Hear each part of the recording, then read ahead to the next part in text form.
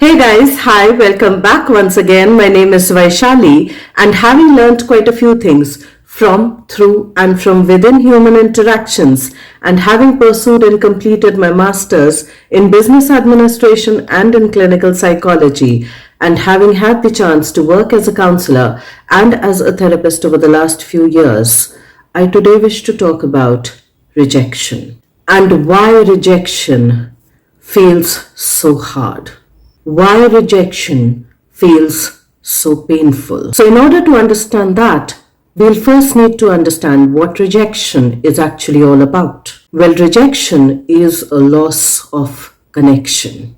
It's a disruption of connection. And secondly, when I looked in for the root meaning of the word rejection, it quite literally meant to throw away. And in a way, pointing towards or implying towards discard or discarding something or somebody. Now, when we are doing that, when we are throwing away somebody, when we are discarding something or somebody, we are quite literally disconnecting from that. And thereby, it creates a sense of unease and distress within ourselves, within our physical bodies, within our psyche, which feels many a times excruciatingly painful, intensely hurtful. So let's now even question as to why do we reject something or somebody. Firstly, because it's adding no meaning to our lives. When it's adding no meaning to our lives, it's quite naturally valueless and thereby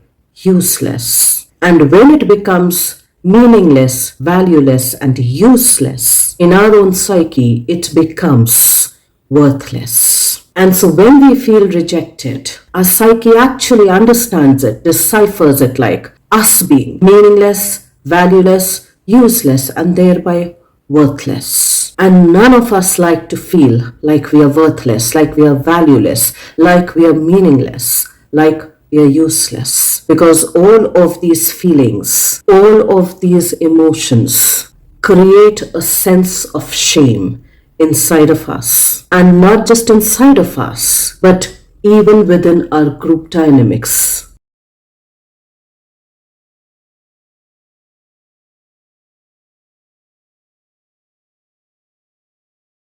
Even within our families, even within our communities, even within our workplaces, and even within every other social spaces. And the feeling of shame in keeping with the feeling of worthlessness, valuelessness is extremely hard, is extremely painful to deal with. And unfortunately, to add to the wound or to add to these wounds, when many a times we associate ourselves, we identify ourselves with our thoughts, with our ideologies, with our ideas, with our beliefs, which actually is one of the aspects of the subconscious.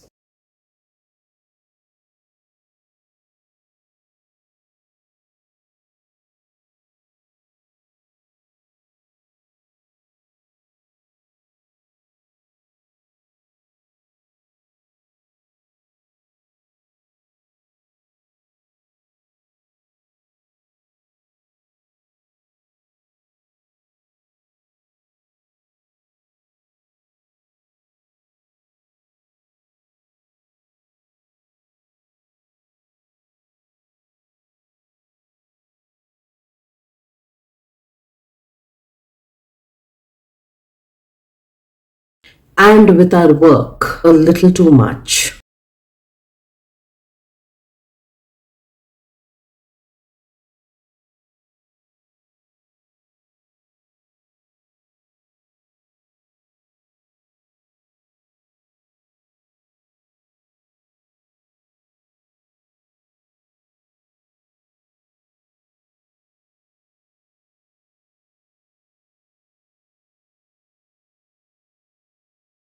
And when somebody knowingly or unknowingly points a finger or targets with the thoughts that we have identified ourselves with the beliefs that we have identified ourselves with the ideologies that we have identified ourselves with the actions that we have identified ourselves with the works that we have identified ourselves with We don't feel as if somebody is targeting on our thought, which is not us, on our ideology, on our ideas, on our actions, on our work. But we quite personally feel targeted, feel attacked, feel criticized. So let's look at a few things that feels like rejection. When somebody is avoiding us, when somebody is giving us a silent treatment, when somebody criticizes our work, when somebody rejects our work, when somebody throws away the food that we've prepared, when somebody rejects a gift that we've given them, when somebody quite literally closes the door on our face, when somebody says no to us, and in a way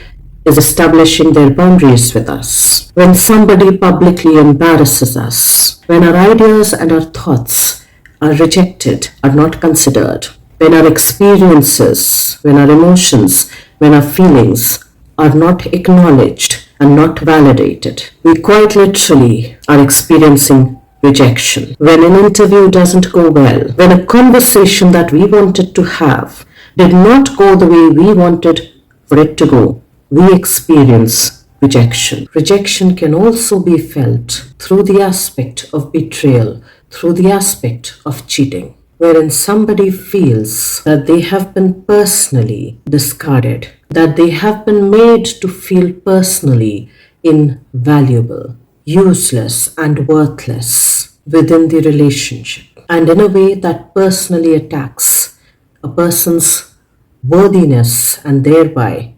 self-esteem as well. And we can think about many more such instances wherein we have felt and experienced rejection and unconsciously associated that thing or that thought or that idea or that work getting rejected as us getting rejected, because quite literally we feel it in our bodies, in our nervous system. Quite literally we feel it in the social space as well, in the relational space as well. And thereby, to a large degree, it also helps us then understand that our nervous systems are regulating and dysregulating each other all the time.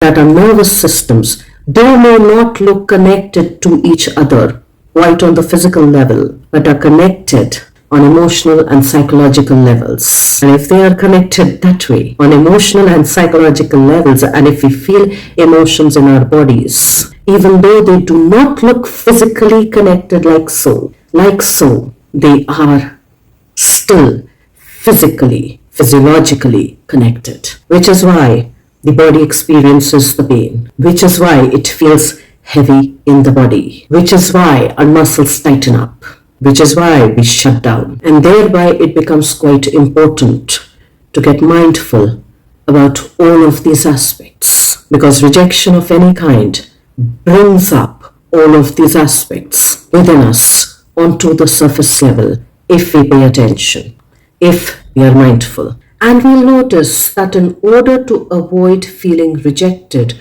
or the shame associated with rejection,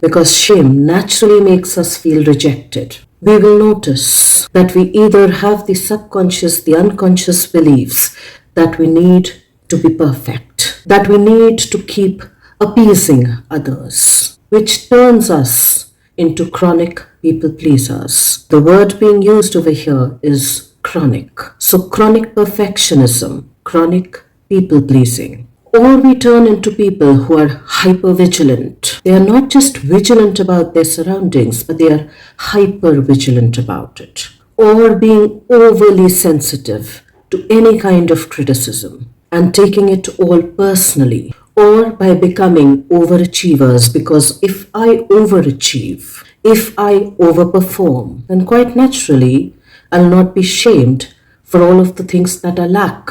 And if I'll not be shamed, I'll not be rejected, or vice versa. That if I overperform, that if I overachieve, In no capacity can somebody reject me, and thereby I do not feel the pain and shame of rejection. Or by numbing out and rationalizing our emotions so as to not feel them. So, in a way, we can have all the reasons as to why we feel rejected or we feel shamed about the rejection. We can logically do it, but we do not feel it. And unfortunately, whatever we are not willing to feel also tells us is something that we are not willing to deal with or do not have the capacity to deal with it. And thereby, when we can't deal with it, we can't heal it as well. Which is where a lot of people also say, or at least in the field of mental health, emotional health, relational health, would also say that we can't think out our way through things, through emotions. Emotions need to be felt, they need to be processed, not just in our head, in our skulls over here, but in our bodies, within our relationships as well. We might also develop the tendency to be overly self critical or to be overly critical about others, wherein then we are chronically and constantly pointing fingers towards others rather than having a look at ourselves as well, which can be a way to avoid ourselves, to avoid looking into the parts of us that feel rejected, that feel the pain, that feel the shame. And we can also notice that we might have difficulty receiving praise, receiving kindness, receiving love. And we might get into the spiral of feeling obliged, the word being obliged, to return it back because we can't handle it, we can't receive it. Or we keeping a score in our own heads as to when can we return the favor back to its original source from which it had been delivered. Which is where probably mindfulness can be hugely helpful in understanding that I have this thought, that I have this idea, that I have this ideology, that I have this belief or beliefs, but that is not me. That might be an extension of me, like my hair is an extension of me, but it's not me fully, wholly, and completely. That my work is an extension of me, but it's not the whole of me. It's not the only factor in my life that makes my life valuable, that makes my existence valuable, that makes my life useful, that makes my existence useful. And yes, of course, it adds to some kind of a value, to some kind of usefulness, to some kind of purpose, to some kind of meaningfulness, to some kind of it being worthwhile in my life. But it's not the entire thing on which my identity rests, on which my identity is tied to, on which my worthiness is tied to. So the mindfulness would then say it's a valuable, a useful, a meaningful, a worthwhile extension of me, but it's not the whole of me on which my worthiness sits. Next, it's also important to realize as to why rejection hurts so bad. Apart from triggering up all of the wounds with regards to shame, it also triggers up, it also brings up an existential crisis that is happening in our subconscious, in our unconscious, an existential crisis, quite literally, not just metaphorically, when we feel rejected. Because a long, long, long time back, when our ancestors lived in the jungles, were moving through the jungles, evolving through the jungles, being rejected from a group, from a tribe, from a community, from a family, quite literally would have meant social isolation. And social isolation in the wild, quite literally, would have meant death. But at the deepest, unconscious, psychological, emotional level, it all boils down to Jaan hai to jahan hai.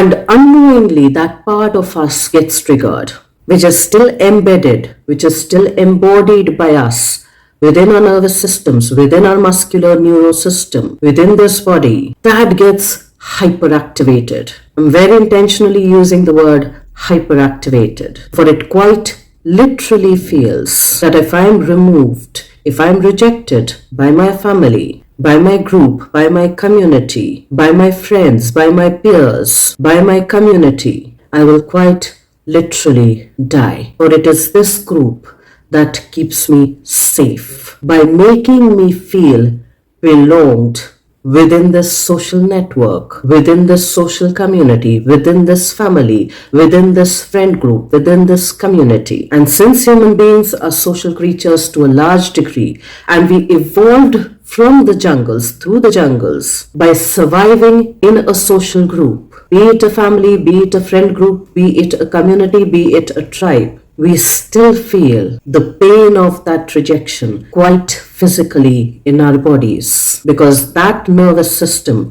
is still embedded in us. And since nervous system is a part of the body, quite naturally, quite logically, that rejection will feel in the body. The body will feel it.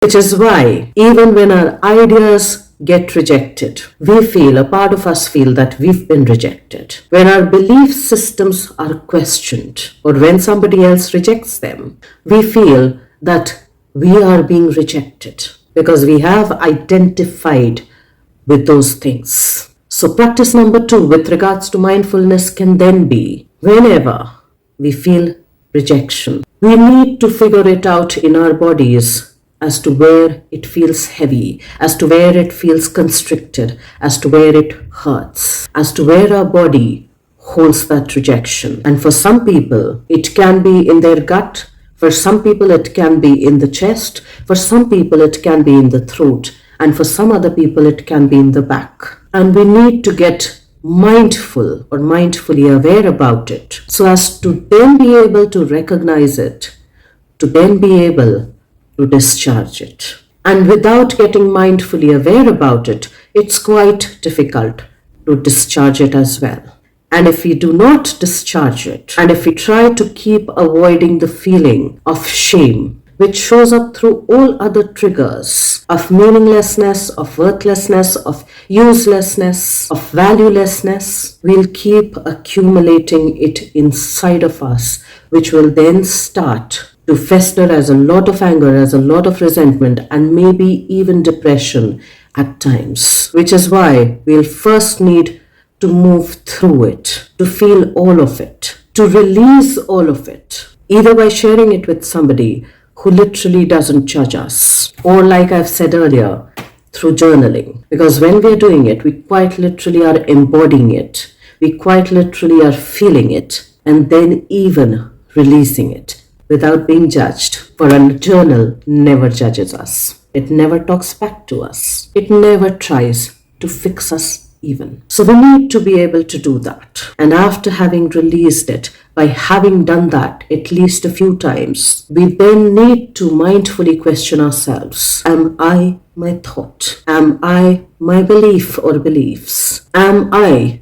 just my actions? Am I my work? Or maybe just let's reframe that as well. Am I just my thoughts? Is my worth dependent just on my thoughts? Is my value, is my usefulness just dependent on my thoughts? Am I just my beliefs? Is my value just based on my beliefs? Is my worth just based on my beliefs? Am I just my work? Is my value, is my usefulness, is my worth dependent just on my work? Or is my worth much more than that? Much more than all of these?